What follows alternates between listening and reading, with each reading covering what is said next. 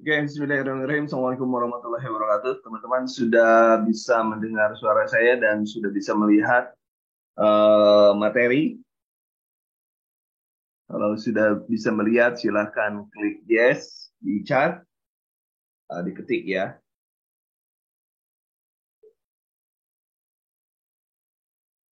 Seorang aja lah, nanti yang lainnya menyusul. Oke, sudah. Nah ini saya akan mencoba mengurut kembali kalau Anda kemarin yang ikut SKB. Nah ini SKB. Coba perhatikan perbedaan antara D3 dan NES. Yang dia perhatikan saja dulu. Nanti kalau materi kuncinya sudah saya berikan ya. Materi kunci sudah saya berikan, Anda tinggal baca. Tapi akan saya jelaskan dari mulai hari ini. Kita akan terus secara Spartan sampai dengan Anda persiapan ujian dan mungkin nanti kita akan membahas juga materi-materi keluar atau materi-materi yang keluar di ujian. Nanti kita bahas.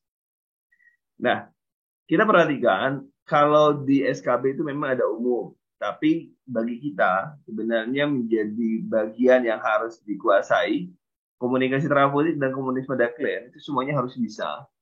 Ya, semuanya harus bisa. Teman-teman dari S1 maupun D3 komunikasi terapeutik diulangi lagi pemahamannya tentang komunikasi terapeutik. Jadi saya akan membacakan dulu materi kunci, kemudian ada penjelasan-penjelasan yang mungkin sekiranya Anda harus catat, dan silakan siapkan buku catatannya supaya Anda bisa menangkap apa yang saya berikan kali ini. Kemudian yang kedua, ada kebutuhan spiritual juga tentang kehilangan. Jangan lupa ada Kuberos, di sana ada yang 5, juga ada yang 7, tahapan kehilangan. Ya, tolong menjadi bagian dan Anda harus paham ya, harus paham dari masing-masing. Misalnya, oh itu bukan bukan ayah saya, itu bukan suami saya. Itu suami saya sedang tidur saja. Itu kan denial ya. Dia menolak dan lain sebagainya. Dan itu Anda harus paham satu persatu. Kemudian yang selanjutnya adalah konsultasi dan kolaborasi. Kemarin ada yang bertanya bedanya interdependensi apa. Kemudian ada yang bertanya juga, misalnya tindakan mandiri itu seperti apa dan lain sebagainya. Kemudian konsultasi keperawanan tadi sudah, kemampuan sukarelawan ini kayaknya tidak ada lah ya. Kemudian yang selanjutnya adalah pendokumentasian. Pendokumentasian itu bisa ada di D3 maupun D1. Kemudian ada keterampilan khusus. Keterampilan khusus, kemampuan khusus adalah pengkajian. Pengkajian Anda harus paham dari head to toe sampai dengan per sistem Anda harus paham. Ya. Kemudian lanjutan itu yang seperti apa? Misalnya pengkajian-pengkajian yang sangat spesifik, misalkan Anda harus bisa membedakan mana tanda tanda di pasien dengan meningitis, itu tandanya apa saja. Ya. Kemudian konsultasi perawatan, kemudian udah diagnosa prioritas masalah, rencana tindakan, intervensi, pokoknya ASKAP itu sudah ada. ASKAP itu harus menjadi bagian yang harus Anda kuasai, kemudian perawatan luka, dan kemarin saya sudah meminta, atau sekarang saya meminta ulang kepada Anda, silakan ditulis ya, silakan ditulis, tulis 10 tindakan keperawatan yang selalu dilakukan oleh perawat sehari-hari. Tulis tindakan yang selalu dilakukan oleh perawat yang dilakukan sehari-hari. Itu yang pertama. Yang kedua adalah 10 penyakit yang ada di Indonesia. 10 besar penyakit yang ada di Indonesia. Itu PR-nya. Silahkan Anda ditulis, nanti di sesi akhir ini saya akan nagih kepada Anda apa saja ya sudah Anda kerjakan. Kemudian selanjutnya perawatan luka tadi sudah. Nanti lebih lanjutnya perawatan luka nanti akan ada sesi khusus untuk perawatan luka. Karena sesi kali ini adalah pertemuan pertama. Jadi saya hanya akan membacakan yang poin-poinnya supaya Anda mendapatkan gambaran. Nanti ini akan disusul dengan daftar tilik. daftar tilik apa yang harus Anda kuasai. Daftar tilik sementara akan saya kaji ulang. Saya akan masukkan bagaimana prinsipnya untuk mengerjakan manajerial, sosiokultural. Nanti di daftar tilik itu harus sudah Anda bisa baca. Daftar tilik sudah saya berikan secara umumnya, tetapi yang lainnya belum. Mungkin Ibu Pemilia Noviani mungkin ada yang tanyakan, mengacungkan tangan. Silakan. Dan kita rutin, Zoom ini rutin setiap pukul 16. Setiap pukul 16 rutin, dan kita besok membahas tentang materi manajerial dan sosiokultural yang kemarin diujiankan atau di try out kan. Bagaimana tips dan trik, apa sebenarnya yang harus dilakukan, besok kita akan jawab untuk besok. Insya Allah mudah-mudahan kita sehat semua. Kemudian case spending juga pernah saya berikan. Case spending, case spending itu ada yang positif, ada pasif, ada aktif. Nanti dijelaskan ulang. Pendidikan kesehatan, promosi kesehatan kemarin juga pernah diberikan. Ada di Zoom hari kemarin sudah diberikan. Tindakan perawatan gawat darurat, bencana dan kritikal, kemudian terapi holistik, intervensi pembedahan pre-intra-pos, tindakan keperawatan pemenuhan kebutuhan nutrisi, eliminasi, mobilisasi, istirahat, tidur, kebersihan diri, serta kebutuhan nyaman dan pengaruh suhu tubuh. Tumbang yang saya berikan kemarin hanya sampai 1 tahun ya. Tumbang Anda harus bisa sampai dengan teori-teori yang mendasari tumbuh kembang. Kemudian kontrol infeksi pada keluarga, surveillance heights, kemudian peningkatan kepatuhan kewaspadaan standar, universal precaution, investigasi, deteksi dini, oksigen kompleks, kemudian pemantauan dan penilaian kondisi pasien, pengorganisasian pelayanan keperawatan, pengelolaan dan keperawatan, preceptorship dan mentorship. Itu yang keluar untuk nurse. Coba kita lihat yang keluar untuk D3. Komoditi teraputi ada sama. Promotif dan edukasi juga, pencegahan primer juga hampir sama lah. Kemudian APD, kondisi lingkungan bersih, aman, nyaman, perawatan paliatif. Di mana perawatan paliatif itu kalau pasiennya dianggap tidak akan bisa hidup lebih dari 6 bulan, maka dimasuk paliatif. Pendampingan pasien kebutuhan spiritual sama. Jadi dokumentasian juga sama. Jadi kesimpulan kita bahwa yang membedakan D3 dengan S1 adalah proporsi soalnya saja. Kalau materinya sama, yang membedakan D3 lebih banyak keterampilan, S1 lebih banyak membuat diagnosa dan evaluasi. Itu yang lebih banyak seperti itu.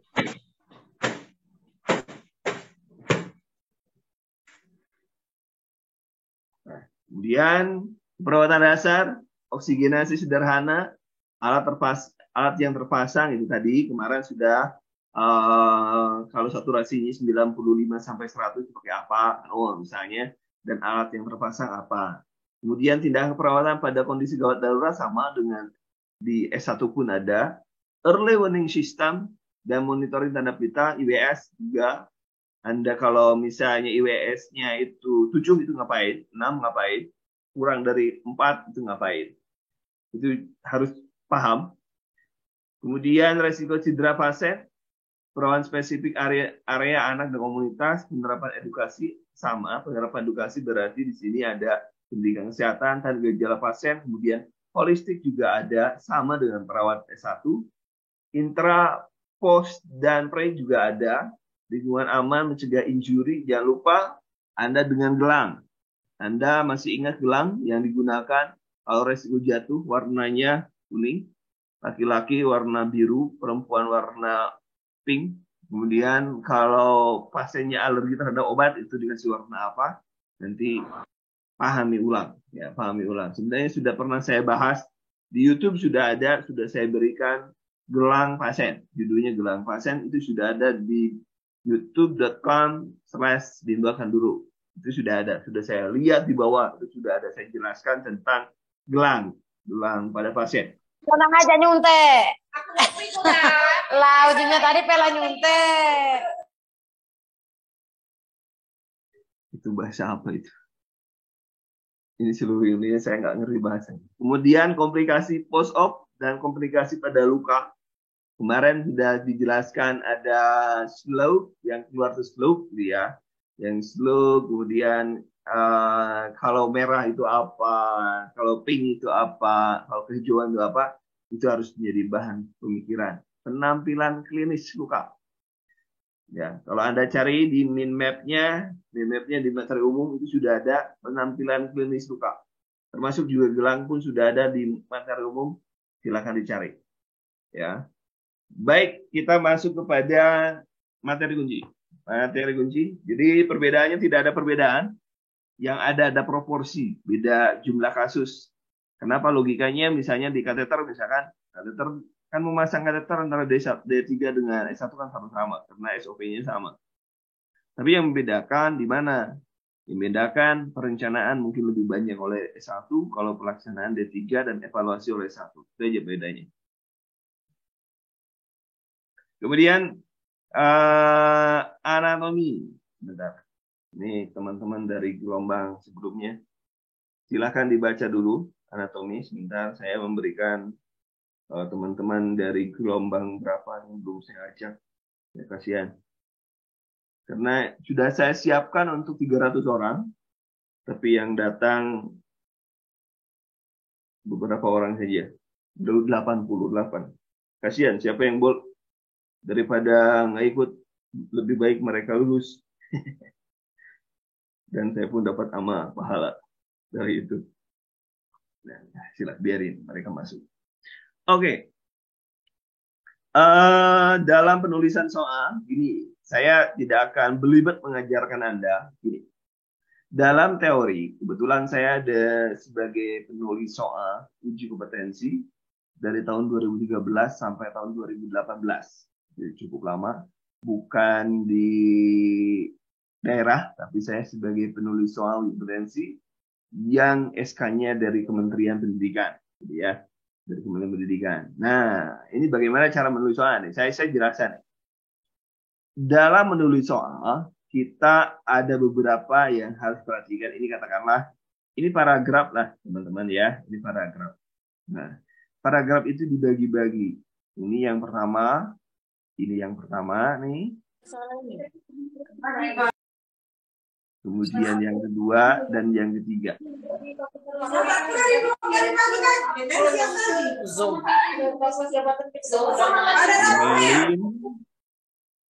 Umelin tolong dimatiin.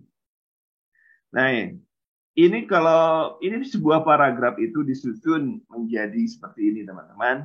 Ini 1, ini 2, dan ini 3. Ini KMB ya. Sementara KMB, gerontik, dan lain sebagainya. Ya. KMB, gerontik, dan lain sebagainya. Nah, seperti ini teman-teman. Di bagian pertama ini, Anda akan menemukan keluhan utama. Keluhan utama merupakan ide kalimat. Sama dengan ide kalimat. Atau ide dalam paragraf tersebut. Dan 90% keluhan utama bisa menjadi masalah utama. Ya. Jadi 90% keluhan utama menjadi masalah utama. Jadi, kalau Anda melakukan Anda melihat sebuah soal, maka Anda tidak melihat keluhan utamanya apa. Berarti Anda sudah dapat idenya apa. Itu yang pertama. Yang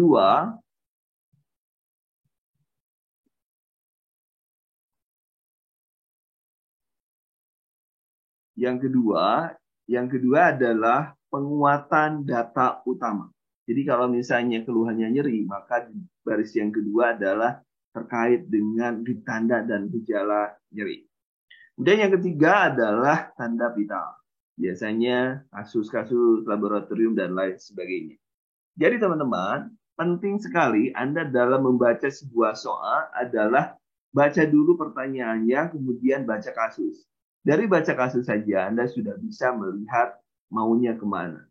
Ya, kemarin sudah saya tunjukin bagaimana cara menggunakan kata kunci supaya Anda bisa menjawab dengan cepat. Sudah, nanti saya ulangi lagi. Kita belum masuk ke sana ya. Kita belum masuk ke sana karena ini dari awal lagi.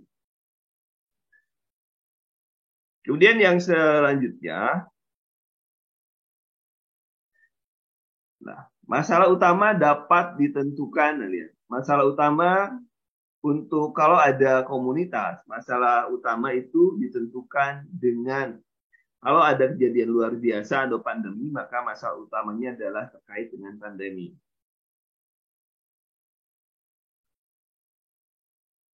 Nah, kemudian kalau yang kedua, cara menentukannya, yang kedua adalah program pemerintah, misalnya cakupan imunisasi yang kurang, dan yang ketiga, cara menentukan prioritas itu adalah dengan menghitung data. Mana yang data mana yang paling banyak, berarti itulah yang menjadi masalahnya. Itu aja. Kemudian, nah ini yang harus Anda kuasai. Anda cukup menguasai ini 11 ini, walaupun saya mintanya tadi 10, tapi Anda cukup harus bisa ini 11 ini. Minimal harus bisa ini. Yang pertama, masalah yang sering keluar adalah nyeri. Nyeri bisa diketahui kalau ada skalanya. Skalanya itu 6. Ya, itu kesepakatan ya. Nyeri. Jadi nyeri kalau lebih dari 6 lebih itu hanya bisa dengan medikamentosa atau dengan pengobatan. Tapi yang kurang dari 6 itu bisa menggunakan tindakan keperawatan. Ya, tindakan keperawatan. Pahami juga di sana ada kolaborasi dan ada interdependensi dan ada mandiri. Kalau mandiri tarik nafas dalam, ya, misalnya ya. Kemudian bersihan jalan nafas. Kluknya itu orang Sunda. Kluknya, bersihan jalan nafas itu ada suara ronhi, ada batuk produktif, itu menjadi clue bahwa itu ada wheezing juga bersihan jalan nafas. Itu ya, wheezing juga bersihan jalan nafas. Kemudian harga diri rendah juga harus Anda paham, gangguan persepsi sensori, integritas jaringan, perfusi cerebral, di mana nanti Anda menggunakan head up 30 derajat, head up. Ini gangguan perfusi cerebral itu yang utama jika ada peningkatan tekanan intrakranial. Misalnya, nah Anda ini persamaan menurut Kelly, volume kranial sama dengan volume darah tambah volume parenkim tambah volume cairan liquor ya, liquor cerebrum ya, liquor cerebri liquor itu lumbu menurut Kelly. Kenapa ya?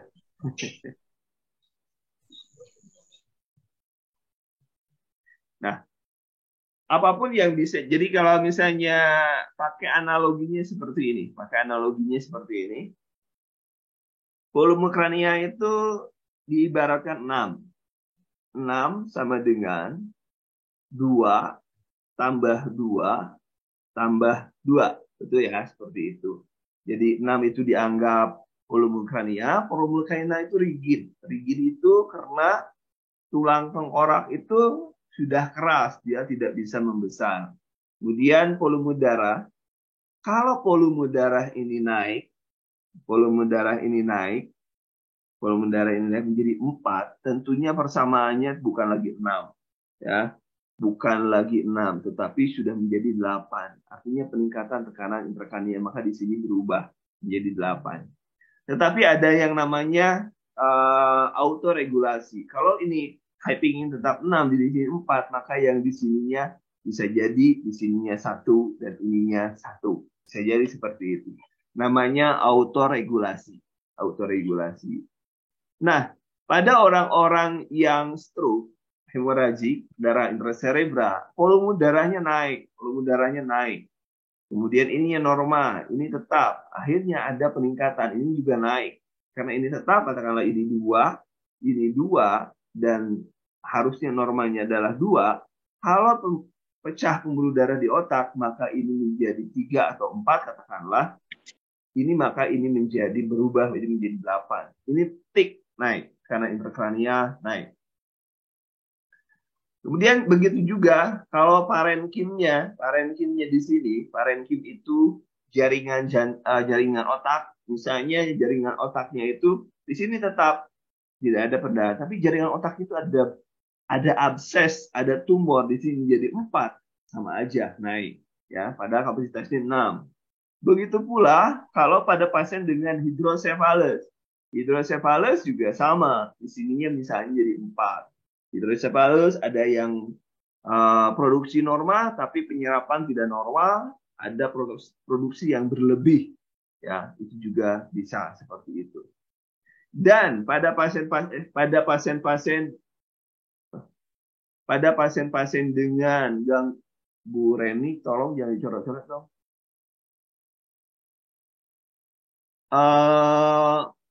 Pada pasien dengan gangguan cerebral, maka yang paling utama adalah perfusi cerebral.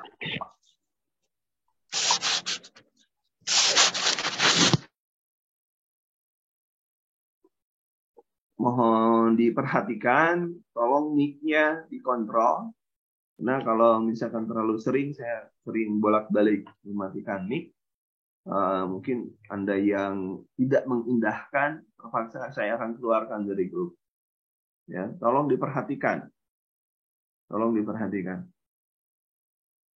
Sudah semua saya mute, tapi tetap aja ada yang pingin bersuara. Oke, sampai di mana barusan? Lupa lagi menjelaskan. Oke, balik lagi. Kalau ada gangguan misalnya karena trauma, karena ada peningkatan tekanan intrakranial pokoknya, apakah itu trauma, apakah itu kena infeksi dan lain sebagainya, maka itu yang paling utama Anda yang harus dibawa adalah gangguan perfusi cerebral. Selama catatan, selama ABC-nya itu normal. Jadi kalau misalnya pasiennya ada benturan kepala, tapi kemudian ya, dan ada tanda-tanda fraktur basi kranii, ada hematom, hemosis belakang telinga, rakun aitas ya, rakun ai, kemudian rhinorrhea, ortorrhea, kemudian ada jejas di atas klavikula, ya itu adalah tanda-tanda fraktur basi kranii yang harus kita curigai. Tapi kalau ada masalah di ABC, maka utamakan ABC. Setelah ABC teratasi, maka Anda harus memikirkan adanya perfusi cerebral.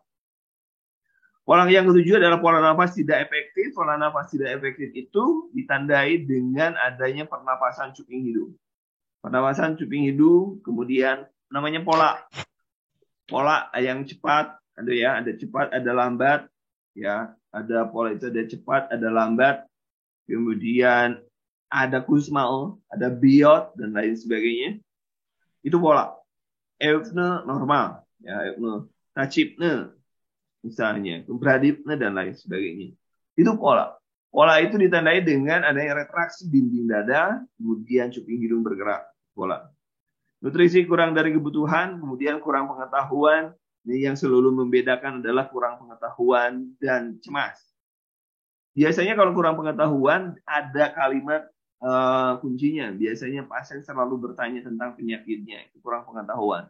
Tetapi kalau cemas, dia bertanya, tetapi dia misalnya tidak bisa tidur, ada napas berdebar dan lain sebagainya, ya. Kemudian untuk intoleransi aktivitas dan intoleransi aktivitas itu ada bedanya. Waduh.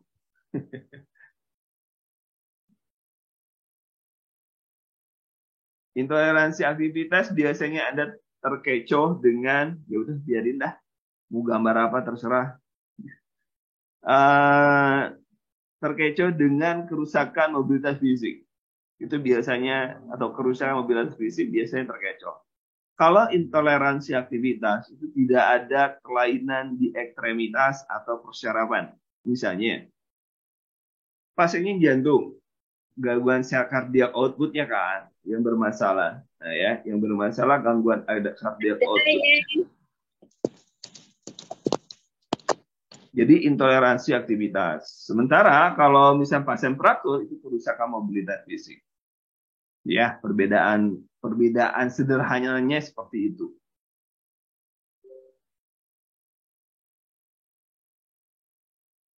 Padahal dimut semua sama saya. Tetap aja dibuka. Kemudian penurunan curah jantung, kita lihat Anda kalau yang di ICU kan selalu menggunakan cardiac output sama dengan heart rate dikali stroke volume. Nah, itu kan biasanya gitu. Ya, biasanya seperti ini persamaannya. Jadi CO adalah heart rate, jumlah nadinya, denyut nadi, kali stroke volume. Stroke volume-nya biasanya normanya 70. 70, normal heart rate 70, jadi 4.900 itu dalam 1 menit. Nah, kalau misalnya stroke volume-nya menurun, sementara kan, nah, sama ini persamaannya seperti ini. 4 sama dengan 2 kali 2. Perhatikan di sini. Kalau ada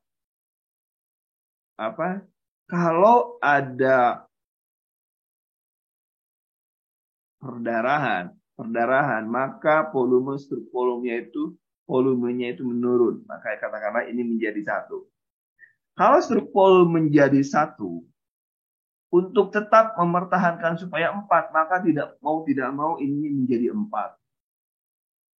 Sehingga pada pasien-pasien dengan kehilangan cairan, nadinya menjadi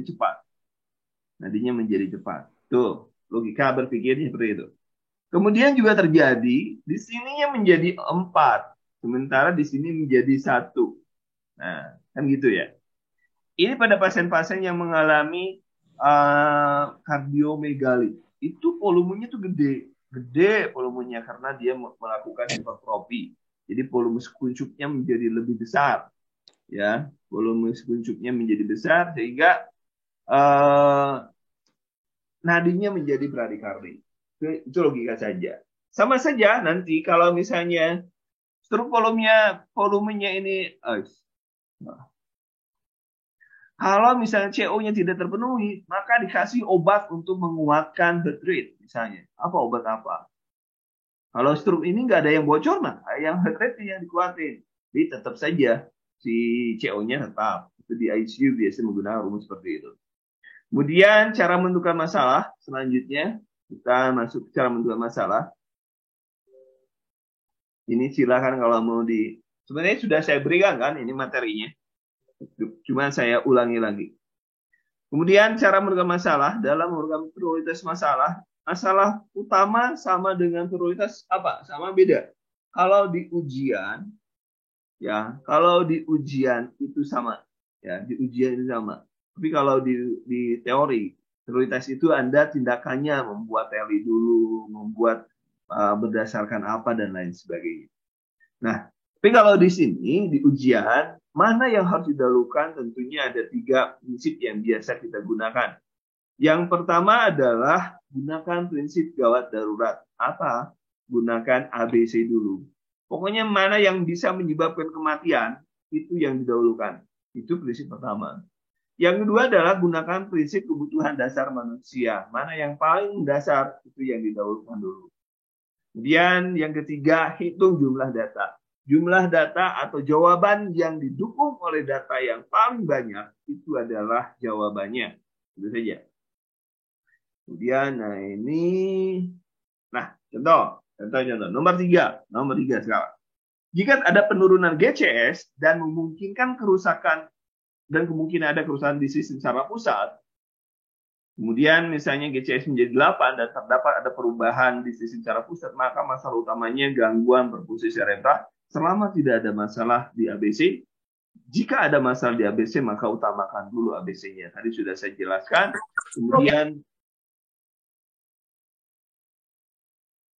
Kemudian posisi yang digunakan adalah head up, tadi 30 derajat. Evaluasi yang diinginkan pada pasien tersebut tidak ada penekanan intrakranial. Tandanya apa? Pasien tidak nyeri, tekanan darah normal. Kalau tekanan intrakranial kan biasanya lebih cenderung ke subjektif. Pasien mengatakan tidak nyeri. Kemudian GCS ada peningkatan. GCS wajib paham. Saya tidak menyebutkan hafal, karena kalau hafal pasti lupa. Tapi kalau paham, Anda sudah mendarah daging. GCS wajib paham. Wajib paham. Kemudian yang keempat, itu adalah nyeri. Nyeri kapan? Jika ada skalanya 6 dari skala 0 sampai 10, maka masalahnya nyeri. Kalau lebih sama dengan 6, maka masalahnya nyeri. Pengkajian menggunakan PQRST tentunya paliatif atau provokatif. Paliatif itu apa yang menjadi mengurangi gejala, atau yang provokatif apa yang menjadi pemicu. Quality, bagaimana dirasakan kualitasnya, apakah terbebas, seperti terinjak, dan lain sebagainya. Kemudian R-nya itu sebenarnya ada region, di daerah mana, dan radiasi, penyebarannya kemana. Dan S ada severe, bagaimana dirasakan atau beban berat atau tidak. Kemudian T-nya time bound, atau kapan waktu itu hilang, kapan datangnya, dan seperti itu. Kemudian nyeri merupakan tanda kardinal. Jika ada masalah nyeri, maka utamakan dulu nyeri dibanding masalah yang lain. Tanda kardinal ada 5. Yang pertama adalah tekanan darah, nadi, kemudian pernapasan, suhu, dan nyeri. Ada yang mengatakan bahwa tanda pita adalah termasuk nyeri di dalamnya. Kemudian evaluasi nyeri adalah karena subjektif, pasien mengatakan secara verbal nyeri hilang atau nyeri berkurang. Masalah nyeri diabaikan dulu jika ada masalah ABC. Jadi kalau misalkan pasiennya henti napas, henti jantung, nyerinya bodo amat dulu. Karena pasiennya harus di life saving dulu tentunya. Ini tadi juga sudah saya jelaskan. Jika kalimat selalu bertanya tentang penyakitnya dan ditambah, nah ini kebalik ya. Kebalik. Yang di atas itu selalu bertanya itu yang di atas yang sini. Saya ketik, bisa nggak nanti di sini? Masalahnya pengetahuan, kurang pengetahuan nih, kurang pengetahuan. Nah, kurang pengetahuan, dulu udah. Kurang pengetahuan. Tapi kalau misalkan ada mimik gelisah, tidak bisa tidur, itu kecemasan. Itu perbedaannya di sana. Ya. Kemudian pembukaan belum lengkap, maka kita menggunakan logika, maka pasiennya itu harus dengan posisi SIM untuk mempercepat pembukaan. Skala 1 sampai 4 Anda harus sudah paham. Di skala 1 apa, skala 2 apa, skala 3 apa, Anda harus sudah bisa menjelaskan, termasuk Leopold. Kemudian memimpin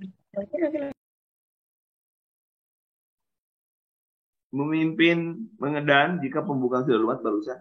Pada saat bayi keluar, ya, sudah keluar, maka tindakan selanjutnya memeriksa kemungkinan adanya bayi kedua menyuntikkan oksitosin, dan jika sudah keluar, periksa jumlah kotilodon dan inisiasi menyusui diri. Jadi logikanya kayak gini, kalau misalkan bayinya sudah keluar, maka sebelum Anda melakukan pengeluaran plasenta, Anda harus nyuntik oksitosin. Kenapa? Supaya kontraksi uterusnya itu lebih kuat. Nah, tadi saya sudah membuatkan tadi saya apa yang saya buatkan? Skala 3 sudah saya buatkan, kan belum di-share. Nantilah saya share ya. Nah ini. Kemudian yang ke-9, pengkajian atau kurangan cairan. Pengkajian perdarahan harus meliputi pemeriksaan tanda syok. Evaluasi diharapkan adalah tanda pita normal, saturasi normal, yang dianggap saturasi normal itu lebih dari 94%. Urin minimal 0,5 sampai dengan 1 kg berat badan per jam. Jadi kalau misalnya pasiennya 50 kilo, silakan ditulis. Pasiennya 50 kilo dewasa, ya, 50 kilo dewasa, berapa urin minimal yang harus keluar selama 4 jam? Silakan, 50 kilo.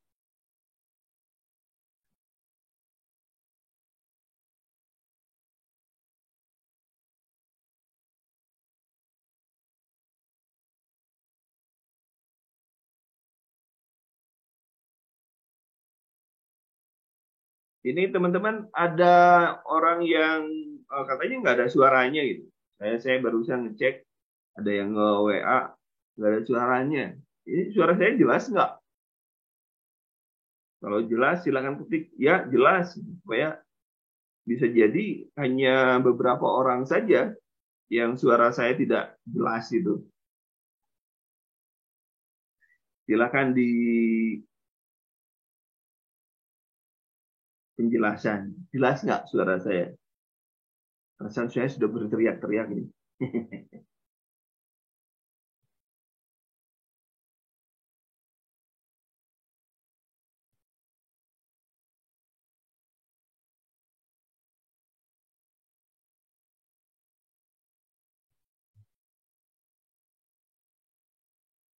Ada yang sudah, silakan dicek. Ada yang sudah, berapa hasilnya? Saya cek ulang dulu ya. Artinya Anda minimal 100. Nah, ini masalahnya.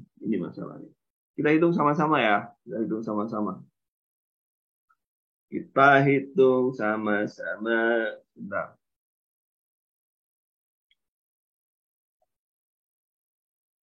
Oke, sebentar kita hitung sama-sama nih di bawah ya.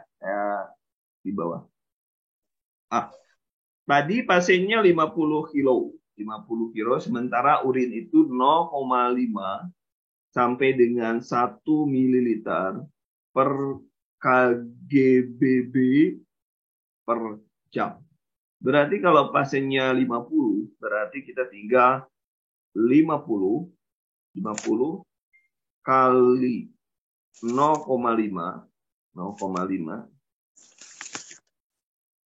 kali 4. Kena 4 jam kan tadi ya? Saya bilang 4 jam ya.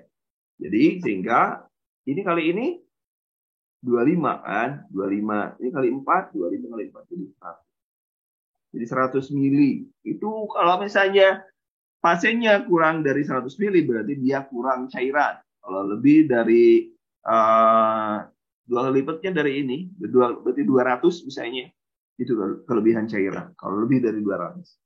Hitung-hitungnya ya, teman-teman. Nah, kemudian yang kedua B, yang bagian B, dalam pemberian cairan.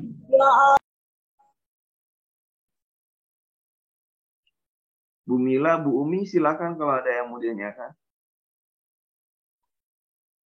Dalam pemberian cairan, pada tahap gawat darurat atau resusitasi, maka cairan dibagi 2, 8 jam dan 16 jam. Masing-masing setengah dari total kebutuhan. Jadi begini, kita contoh langsung aplikasi ke penentuan yang soal yang selalu ada. Pasien mengalami luka bakar. Luka bakarnya 30%, dengan BB 60. Yang gampang, 60 kg. Pertanyaannya berapa jumlah kebutuhan cairan? Kebutuhannya Tuhan per 24 jam, dan 8 jam serta 16 jam. Silakan ditulis. Ya, masih ingat rumusnya? Kita pakai rumus Baxter, 4 kali BB kali luas luka bakar. Jadi kalau kita masukkan, dengan menggunakan rumus Baxter tadi, kita masukkan 4 kali, mana tadi, BB-nya 60, kemudian kali 30. Ya, nah itu kita tinggal menjumlahkan. Ya, tinggal menjumlahkan. 60 kali 3 itu 18. 4 kali 18 berarti berapa? Bagi 8 3.500, 3.000, jadi 7.200 ya. 7.200 ya. 7.200 ya. 7.200 mililiter. Nah, maksudnya seperti itu. Yang 7.200 ini dibagi 2. 7.200 ini, yang 200 ini dibagi 2. Sehingga 3.600 itu diberikan 8 jam pertama, jam pertama, kemudian 3.600 lagi, sisanya diberikan 16 jam selanjutnya. Nah, itu maksudnya seperti itu, 16 jam selanjutnya.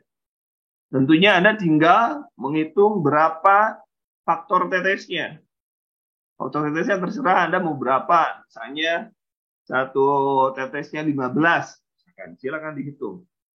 Kalau satu tetes 15, berapa untuk 3.600 ini? Jadi rumusnya nggak bisa pakai rumus Henduru. Harus pakai rumus normal. Jumlah cairan, dalam kurung dulu ya, JML cairan, kali faktor tetes dibagi lama pemberian dalam menit. Berarti 8, lama pemberiannya 8 jam kali 60. Jadi kan kayak gitu. Jadi jumlah cairan 3.600 dikali faktor tetes, FT-nya tadi, FT-nya faktor tetesnya adalah 15. Ya, dikurung dulu supaya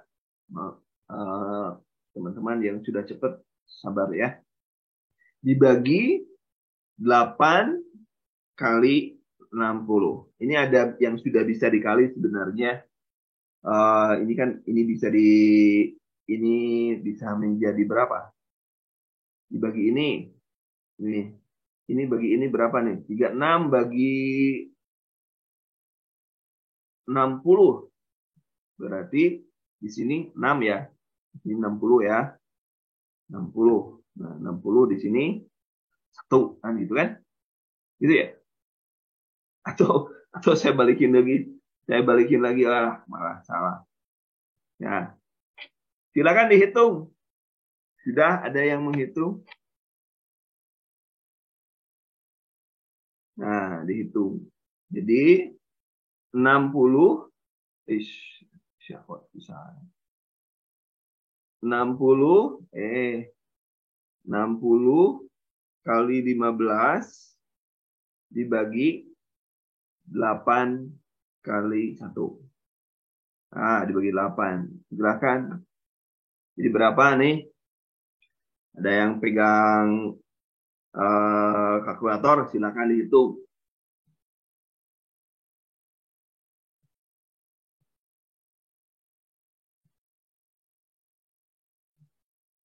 Yang pegang kalkulator.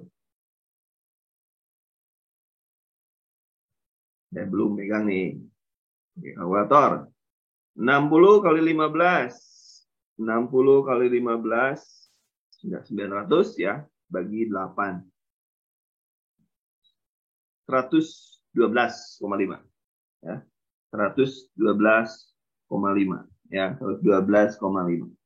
Itu untuk 8 jam pertama. Sekarang tinggal 16 jam selanjutnya. Ini kan tinggal dibagi 2 aja. Ini 112 berarti berapa? 112, 56 ya.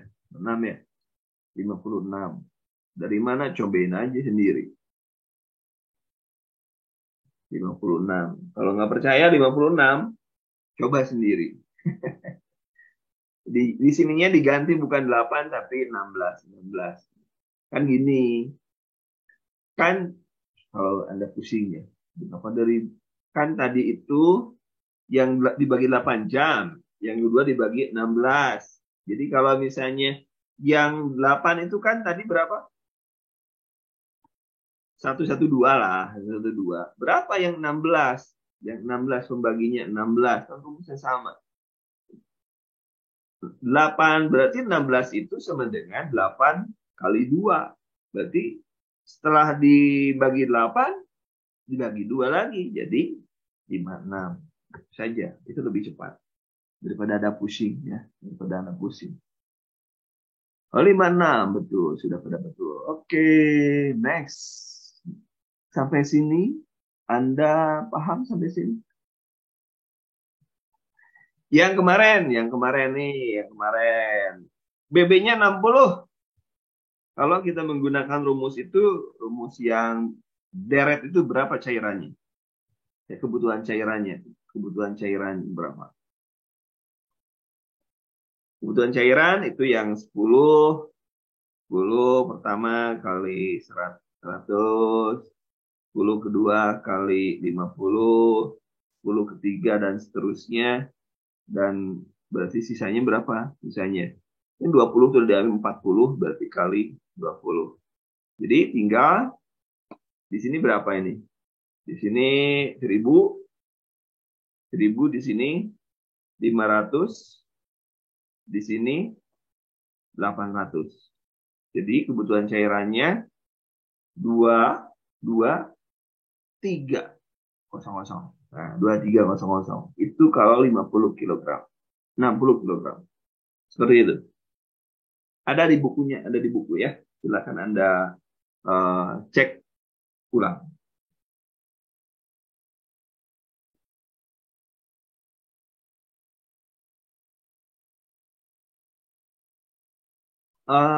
Sampai sini ada pertanyaan, boleh diskusi, boleh diskusi daripada saya nggak karu-karuan, terlalu cepat. Boleh kalau Anda, coach, terlalu cepat, saya ulangi lagi. Ya, silakan. Kalau yang belum, saya buka.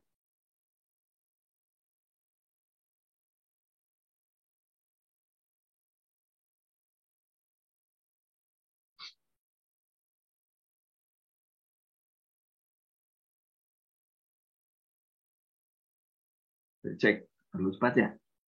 Ulangi, yang mana itu? Menghitung urin. Oh, oke. Saya ulangi, Bu ya. Gini. Saya ulangi. Sabar, teman-teman. Pasiennya kan tadi, saya ulangi lagi. Pasiennya, saya soal 60 kilo. 60 kilo. Berarti kebutuhan normalnya itu 0,5, urin normalnya itu sampai 1 mililiter per kgbb per jam. Nah, pertanyaannya bagaimana 4 jam itu minimal berapa? Jam minimal berapa? Pertanyaan kan gitu pertanyaannya. Berarti kita tinggal ngitung. 60 kan? Nah, 60 berarti 60 karena minimal, maka kita ambil yang paling kecil. 0,5. Berarti 60. Ini kan per jam. Ini kan per jam. Sementara yang kita cari adalah 4 jam. 4 jam. Berarti kan per jamnya berapa? Per jamnya berarti 30 mililiter satuannya per jam. Sementara untuk 4 jam adalah berarti tinggal 30 kali 4 sama dengan 120 milimeter per 4 jam. Nah, itu ya. Itu cara menghitungnya. Nah, kita batasin lah ya. Cara menghitungnya itu yang untuk urin ya. Urin. Terus yang kedua, mohon diulangi lagi. Oh, yang rumus 20 ya. Oke. Yang urin sudah ya. Oke, kita pakai yang sekarang.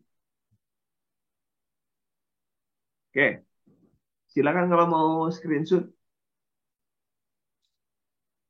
Ya, ada dua, ini Bu Putu atau Bapak Putu. Ya. Ada dua yang digunakan biasanya.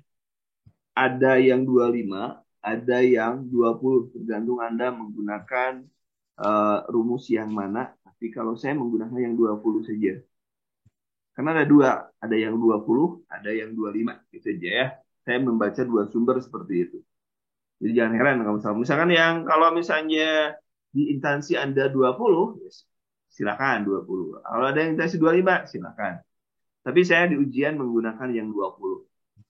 Ya, di ujian menggunakan 20. Itu sebagai disclaimer ya. Untuk Pak Putu ya. Ya, diperbaiki. Kan ini kan belum toh. Ini kan belum ke bawah. Bu Nur, kan nanti saya jelasin di bawah toh. Ya, nanti saya jelasin di bawah. Oke. Clear ya sementara? Nanti dijelasin ke bawah. Kan ini ada yang cairan di bawah kan ada ya? Nanti saya jelaskan. Mudah-mudahan clear. Ada lagi pertanyaan. Cairan metabolisme sama dengan IWL enggak? Cairan metabolisme beda dengan IWL, beda. Ya, cairan metabolisme beda. Nanti kita akan sampai ke sana ya. Yang ada dulu di hadapan kita aja dulu ya. Yang ada di hadapan kita, nanti yang lainnya. Jadi saya inginnya sih minggu ini kita tamat ini materi kata kunci tamat ya, materi kunci. Selanjutnya kita bahas selama sebulan yang akan datang sampai ujian kita bahas soal gitu. Tapi sudah didasari dengan materi Anda menguasai materinya dulu gitu. Jadi sebulan awal ini Anda fokus mungkin 1 mingguan, 2 mingguan paling telat materi kunci, atau saya harus bisa menjelaskan materi-materi yang keluar dari mulai teknis, kompetensi sosiokultural, wawancara, dan manajerial itu di 2 minggu inilah kita selesaikan teorinya gitu. Setelah itu, setelah masuk teori, setelah Anda jago di teori, baru kita membahas soal itu nggak akan kesulitan. Dan ingat teman-teman, Anda ikuti terus kuis, karena di kuis itu saya lebih senang di kuis itu karena apa? Karena itu soal-soal yang keluar tahun kemarin. Saya buat soalnya di sana. Ikuti kuis. Yang benar itu ada tanda centangnya. Ya. Rekaman insya Allah selalu ada, cuman jangan apa ya?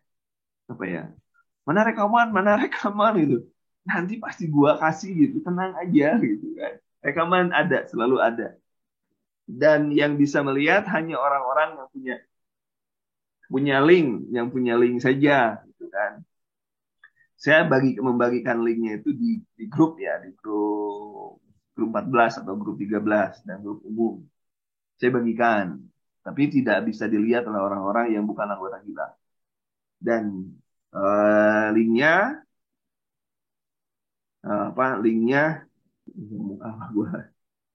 linknya nanti di private ya. Kemudian oke, untuk Zoom sekarang sudah mulai hari ini hari pertama, jadi sampai dengan Jumat itu tiap hari. Senin sampai Jumat tiap hari pukul 4 ya. Clear ya. Senin sampai Jumat tiap hari pukul 4. Clear. Awas kalau ada yang nanya lagi. Tiap pukul 4. Besok bahas materi kompetensi manajerial, kompetensi sosiokultural, dan wawancara. Besok kita bahas itu. Dan nanti digabung dengan teman-teman dari ibu-ibu bidan, nanti digabungin. Gitu. Karena saya nyiapinnya 300 untuk 300 orang. Ya.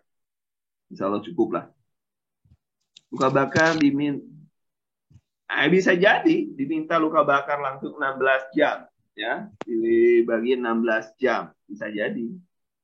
Ya. Apakah langsung 1/4 atau bagaimana? Bisa, itu juga silahkan aja.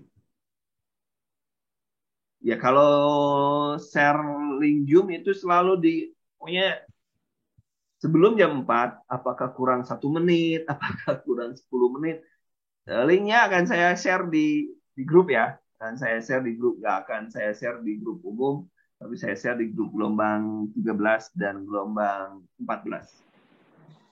Clear ya? Termasuk juga kalau YouTube silakan, dan tenang nggak ada iklannya. Saya matikan monetisasinya untuk teman-teman yang ingin belajar supaya tidak terganggu dengan iklan. Saya matikan monetisasi. Saya cukup mendapatkan rezeki dari apa yang kita usahakan bersama. Nggak usahlah aneh-aneh lagi. Saya berikan aja untuk Anda. Kemudian kalau luka bakar barometer 8 jam, tapi dihitung menit, apakah 8 jam itu dijadikan menit? Iya, benar. Dijadikan, pokoknya dibandingkan menit aja kan. Tergantung mintanya satuannya apa. Kalau minta satuan ya menit, ya harus pembaginya menit kan. Jumlah cairan dibagi pembagi menit kan gitu. Jumlah cairan kan dalam mili. Sementara yang dihitung tetes. Maka yang harus dilihat adalah tergantung. Kalau mili per jam bisa jadi karena faktor tetesnya dihilangkan misalnya. Kalau misalnya pakai sharing pump misalnya, hitungannya misalnya sekian mili per jam. Berarti sekian mili per menit. Anda nggak usah hitung tetes. Gitu. Nggak usah ngitung tetes. Lawang ya satuannya mintanya hanya mili. Ya udah berarti kan jumlah cairan kan dalam mili. Dibagi menit aja. Misalkan ada 8 jam misalkan. Berarti kali 60 karena mintanya menit. Bikin menit. Itu logikanya tergantung mintanya apa, minta apa soal gua kasih gitu aja prinsipnya. Kayak dewasa kalau yang normal itu yang makro itu yang makro 20, yang mikro pada anak-anak 60 ya. Kalau 20 dan 60 biasanya 15 menjadi option atau pilihan. Kalau yang 16 biasanya dijelaskan dengan faktoritas 15 atau dengan faktoritas 20 biasanya dijelaskan kok soalnya. Nah, ada lagi, silakan.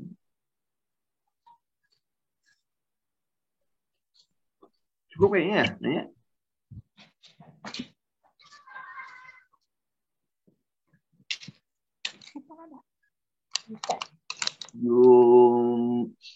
Belum bisa yang belum kena. Bu Eni rame wae. Bagaimana yang belum bisa kuis sampai sekarang? Ada pilihannya 2, ada pilihannya. Anda membersihkan, kalau memang bersihkan tidak bisa saja. Selama Anda masih menggunakan nomor yang sama, itu aplikasi Telegramnya hilangkan dulu, kemudian install ulang, kemudian masukkan nomor Anda yang lama. Itu akan dengan sendirinya datang. Dengan sendirinya datang kembali. Catatan-catatan yang pernah Anda masukkan. Tapi itu hilang. Yang pasti bersihkan dulu. Dan yang pasti lagi, jangan suka latah orang lain pijit star, ikut pijit star. Gitu. Jangan suka latah. Gitu. Kalau orang sudah pijit star nggak bisa, kita jangan ikutin. Nanti dampaknya dari pijit star itu kita tidak bisa seperti itu tadi, tidak bisa mengikuti kuis. Sudah saya jelaskan bisa ikut kuis ada 2, kuis pribadi dan kuis kelompok. Saya anjurkan Anda ikut kuis pribadi, jangan kelompok terus. Kuis pribadi Anda bisa ikut cek di materi umum itu dari mulai bulan Januari itu ada. Di materi umum, cek di materi umum. Kemudian tryout di materi umum, cek dari bulan Januari masih ada. Jadi Anda bisa berlatih sering. Masa sih kalau sering kita nggak nempel-nempel gitu kan? Masa sih? Oke. Karena kuis tiap hari jam 13. Kuis tiap pukul 13. Oke? Kita kemarin... Kita kemarin sepakat pukul 16. Walaupun saya kemarin minta 13, tapi katanya sholat.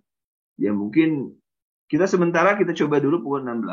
Kalau memang nanti terlalu serentak, terlalu sedikit waktunya, nanti kita mundur mungkin bisa 15.30 mulainya supaya pukul 5 sudah selesai maghrib, sudah selesai. Maghrib di Wita sudah selesai gitu ya. Jadi hari ini cukup sekian teman-teman. Dan minggu depan, besok kita masuk pukul 16 ya. Pukul 16 untuk manajerial dan sosiokultural. Oke, itu informasinya. Terima kasih atas perhatiannya. Assalamualaikum warahmatullahi wabarakatuh. Waalaikumsalam warahmatullahi wabarakatuh.